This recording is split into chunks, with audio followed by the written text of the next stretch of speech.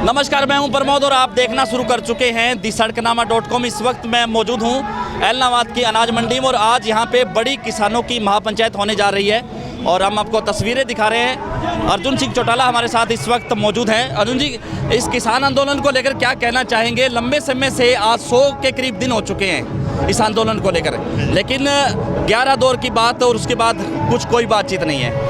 देखिए, सरकार कहीं ना कहीं ये सोच के बैठ गई है कि भाई अगर हम चुपचाप बैठे रहेंगे तो किसान शायद चले जाएंगे।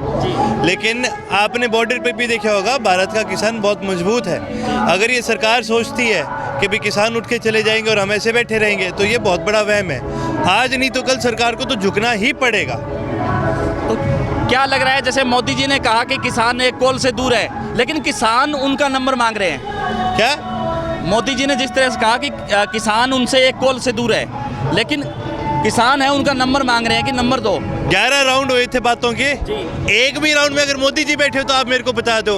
जो कहते हैं किसान उनसे एक कॉल दूर है, उनके मंत्री किसानों से ढंग से मिलते नहीं। उन्होंने एक बार भी किसानों को मौका दिया नहीं उनसे मिलने के लिए। और तो और छोड़ो, मन की बात करते हैं हर हफ्ते, एक बार भी मोदी जी आकर उन्होंने अगर हमें विस्तार से समझा दिया हो कि भी ये चीज़ ठीक क्यों है, ये भी ऐसे है क्या, भाई किस कारण, एक बार भी मोदी जी ने आके ये नहीं बताया। हाँ, किसानों को आंदोलन जी भी कह देंगे, पार्लियामेंट में उन पर टिप्पणी कर देंगे, लेकिन अपनी मन की बात में कहीं पर भी किसी भी मंच पर आके खुल करके इस बारे में उन्होंने कभी बात ही नहीं करी आज तक। तो वो कहाँ एक कॉल दूर है। दुष्यंत चौटाला कहते हैं कि किसानों को बातचीत के लिए आना ही पड़ेगा, बातचीत ही हल है। उनकी तो बात ही ना करो।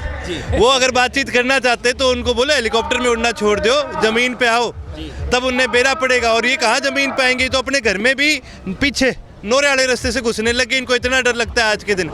हाँ। तो आज एलनाबाद में बड़ी महापंचायत होने जा रही है, क्या कहना चाहेंगे इसको लेकर? देखिए, ये बड़ी गर्व की बात है एलनाबाद के हमारे सभी साथियों के लिए, पूरे सिरसा के लिए, कि भाई हमारे विधायक ने इतना बड़ा एक संघर्ष करा है इस चीज़ के लिए और अपने पद से इस्तीफा दिया है। तो हमारे लिए तो जी बड़ी गर्व की बात है कि इतनी बड़ी महापंचायत आज एलनाबाद में हो रही है। तो उपचुनाव भी होना है एलनाबाद में, कहीं ना कहीं इस पंचायत को शंखनाद में मान लिया जाए। है जी, उपचुनाव होना है तो इस महापंचायत को शंखनाद में माना जा सकता है। शंखनाद तो उसी दिन हो गया था जिस दिन चौधरी अभय सिंह जी ट्रैक्टर पर जाके अपना इस्तीफा दे के आए थे। ये तो किसानों की महापंचायत है, किसानों के सम्मान के लिए एक महापंचायत है। और क्या कहना चाहेंगे, युवाओं को क्या कहना चाहेंगे? देखिए, मैं युवाओं को, सभी साथी जो भी मेरा सुन रहे हैं, उनको एक ही बात कहना चाहूँगा कि आप चाहे घर पर बैठे हो चाहे कहीं पर भी बैठे हो, किसान की आवाज़ को बुलंद करने में आपका भी एक बहुत बड़ा हाथ है।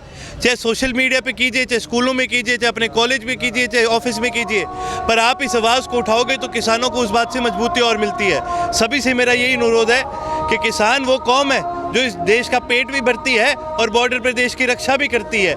आप किसानों का साथ दीजिए और किसानों को और मजबूती दीजिए।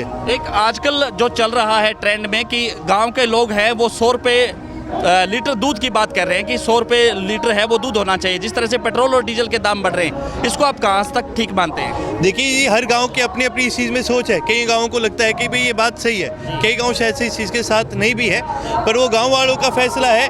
क्योंकि मेरे ख्याल से मोर्चे ने अभी तक इसके ऊपर कोई फैसला नहीं दिया। जैसा भी गाँव वालों का फैसला होता है, भाई हमारी तो देश की राजनीति गाँव से शुरू होती है। पंचायत जो है सबसे बड़ा इंस्टीट्यूशन माना जाता है देश की राजनीति का, हालांकि सबसे छोटा होने के नाते भी, होने के बावजूद भी सबसे बड़ा इंस्टीट्यूशन है। जो पंचायत फैसला करती है वो गांव के लिए सर्वश्रेष्ठ है।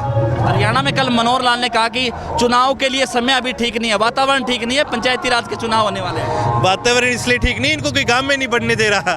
ये कभी भी कर लो, अगले 5 साल तक या अगले 4 साल तक जितने भी साल बचे हैं, आप लिख के मेरे से ले लो। बीजेपी और जेजेपी को तो कोई अपने गांव में देख के भी राजी नहीं है। इनके खुद के वर्कर अब गांव में अपने घरों से झंडा उतारने लग गए।